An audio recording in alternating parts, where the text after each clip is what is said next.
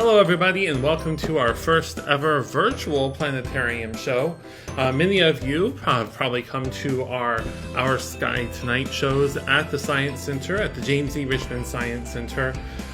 We do those almost every month, or every other month, I guess, on the first Monday. Clearly, we haven't been able to do those for a while, so I thought it was time to try a virtual version of the planetarium show. So I am Patrick Rowley from, again, the James E. Richmond Science Center in Waldorf, Maryland, with Charles County Public Schools. And what we're going to do is look at some of what we might see throughout the night sky in Waldorf throughout the month of June. All right. To kind of get your bearings a little. Well, first off, what I want to do is you're watching this on Facebook, so I want you to go to the chat and just leave a comment. Say, I'm here. I'm watching from wherever, or this is the first time I've ever watched one of your Sky shows, or I've been to 20 of your Sky shows. We'd really like to hear from you, but what's important is if you've been to one of our Sky shows, you know that we do door prizes at the beginning, and we're going to continue that tradition. So if you leave a comment, that's how you enter to win a door prize. I think we'll have 2 door prizes, something along that, either 2 or 3, from our gift shop once we can get back into the building. By leaving a comment, you register. We'll draw names randomly later on after the Sky show is over, but by leaving a comment, you'll be able to enter to win one of these door prizes. All right? Pretty easy. So, hello everybody. Now leave your comments over there and say hi to us as well. So, kind of get your bearings, because this is a little different than a big planetarium, right?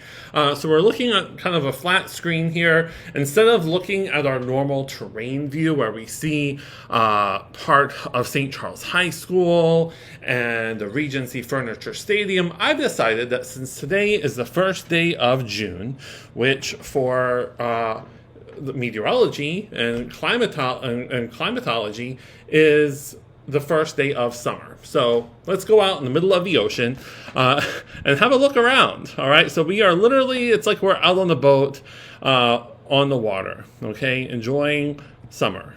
So what we're going to do is I've got the clock set close to now, around 7 o'clock this evening.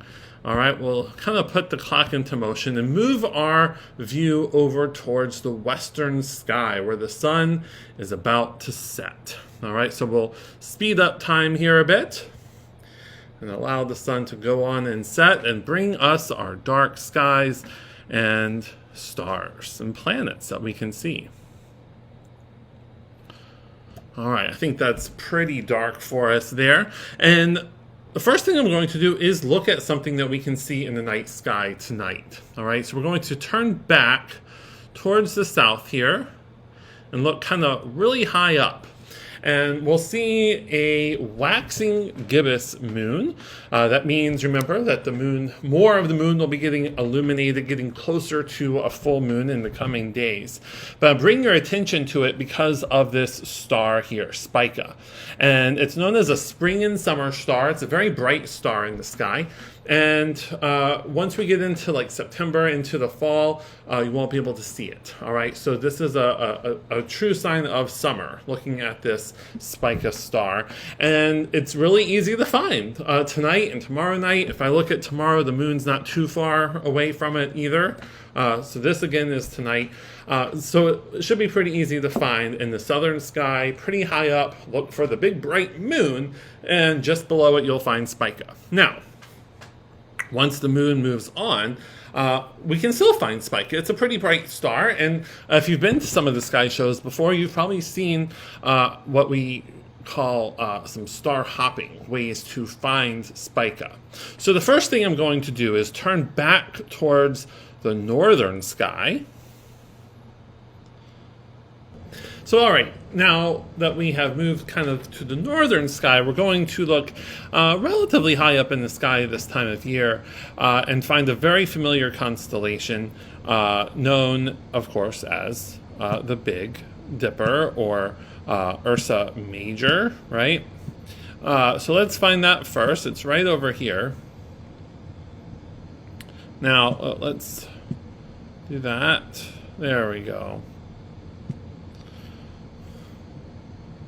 All right, so there's our Ursa Major, or the Big Bear. Now what we're going to do is use that. Well, first off, remember when we star hop, one of the earlier, easiest star hops to do is once you find the Big Dipper in this part of Ursa Major, you can use this outer part of the cup here and point your way over here to Polaris, or the North Star, where you will find Ursa Minor, or the Little Bear and the Little Dipper.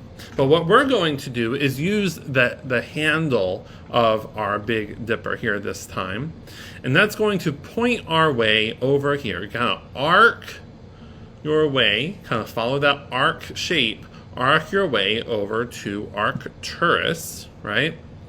And then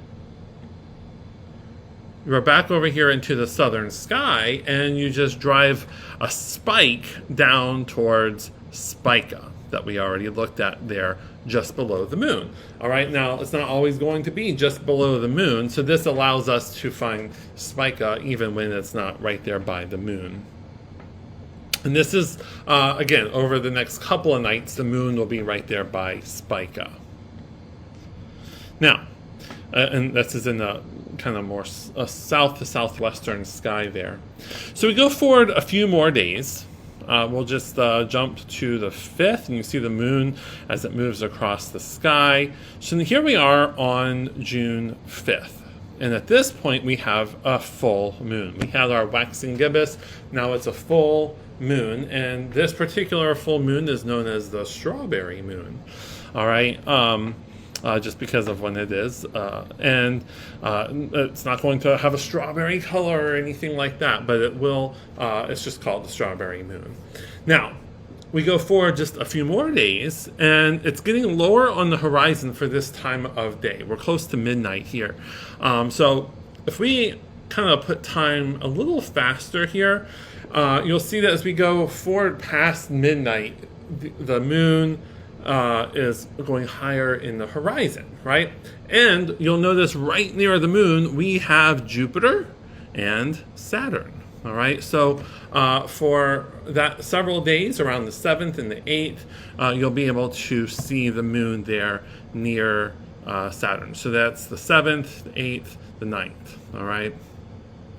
And this is just past midnight that we're able to see it at that point. Just to kind of, this is interesting, you'll notice, like if we look at this time of day on the 7th, we have a nearly full moon there. It's a waning gibbous at this point. As it gets closer to Jupiter, Saturn, and then it's kind of really going below the horizon. You'll be able to see the Milky Way more easily, especially if you're in an area without a lot of artificial man-made light. All right, but when that nearly full moon is closer to where the Milky Way would be going through the sky, it's going to kind of obstruct your view because of the brightness of the moon there. So it's only after it's below the horizon that the stars look brighter, including the Milky Way. Now, if we go, we'll stay here. We're on the 12th at this point. Throughout the month of June, through a lot of the summer, you'll be able to see these next few objects in the sky. So we'll come back around to the southern sky here. And what we'll be able to see here are some other constellations that are particularly visible this time of year. All right. So Scorpius is one that we can usually see this time of year. The one I want to bring your attention to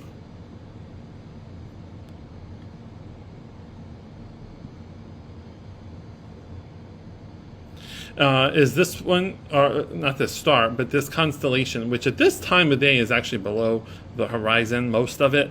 So let's kind of go back in time here.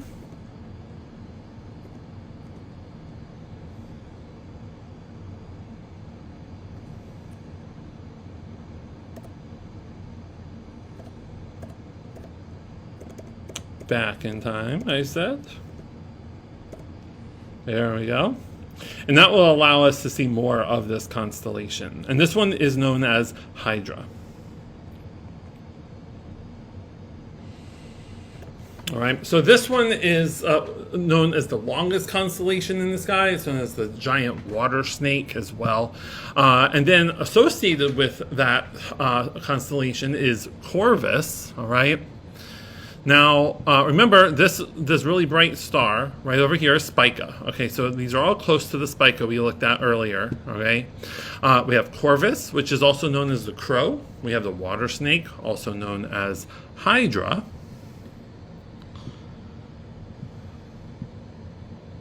And then we have the crater, also known as the cup, or because it looks kind of like a chalice, right, that you would drink out of. So the story in Greek mythology is that Apollo sent Corvus, the crow, to fetch the cup of water, okay? And he got distracted on the way, eating figs, as you do, right? He knew that Apollo would be angry with him when he finally did bring back the cup of water. So he picked up this huge water snake out of the water, took it back along with the cup to Apollo, and told Apollo that it was all the snake's fault. The snake tried to attack me, and that's why I was late with the cup. And Apollo didn't have any of that story. He saw right through that story. So he threw the water snake, the Hydra, he threw the crow up into the sky with their crater, with the cup, for all eternity. All right? And he made sure that the snake never allowed Corvus, the crow, to drink from the cup again. All right, and made sure that they wouldn't be able to tweet and have beautiful music coming from the crow. They would only be able to make a cawing sound, which you hear from crows today. And then finally, I just want to bring up, because we're in June, if we go forward a few more days here, oh, that's more than a few days, to June 20th, that is the summer solstice. All right, so that's the longest day of the year, the astronomical start to summer. Like I said earlier, June 1st today is the meteorological start to summer, but for the as far as the stars are concerned, it will be June 20th this year. All right. So thank you so much for joining us for our first ever virtual Our Sky Tonight Planetarium show with the Science Center. We'll see if we do this again. We'll see how it goes. Until then, we're still posting different activities on our website for different science at home activities for grades K through 9. And be sure to comment because that's how you get entered in for one of those door prizes. Until then, I wish you the best. Stay safe out there, everybody. Have a good one.